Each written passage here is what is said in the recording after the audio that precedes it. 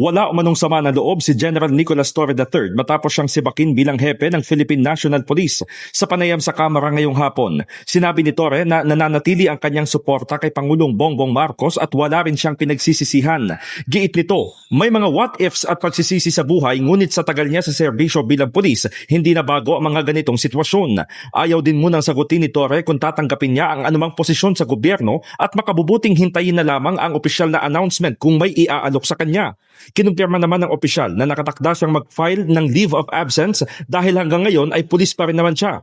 Wala pa umunong pag-uusapan na turnover lalo't wala pang abiso at 4-star general pa rin siya. Sa kabila ng mga pangyayari, hindi raw bitter si Torre at sa katunayan ay nakahanda pang magbigay ng payo sa bagong PNP chief na si Lieutenant General Jose Melencio Nartates na tinawag niyang very good police officer.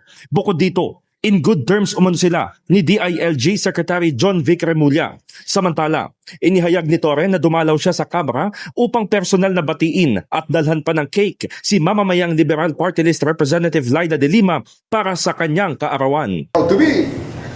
Laging tagline namin yan, di ba? I came from a unit na ang tagline ay proud to be. Until now, proud to be PNP. Ayun ang pinaka-tagline. Sir, wala po kayong sama ng loob?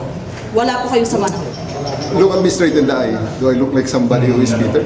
Sir, conspicuously absent kayo dun sa turnover. So, yung optics dun parang masabi. Because there's, up to this moment, there's no turnover to speak of. Ang relief ko is for the appointment. Yes. I have to still get guidance whether I'm fired from the PNP so that I will lose my 4-star general. Yes. And that's quite a different thing. No, Kasi out of the service na yun, ibig sabihin, sir, di ba? I'm still a policeman. Wala nga akong sama ng loob and I'm a good soldier. Kung may order, I just follow it. I took a leave. Which I will do. I think the second time in my career. For how long? For how long? I'm mulling about it kasi syempre for approval of the Chief PNP.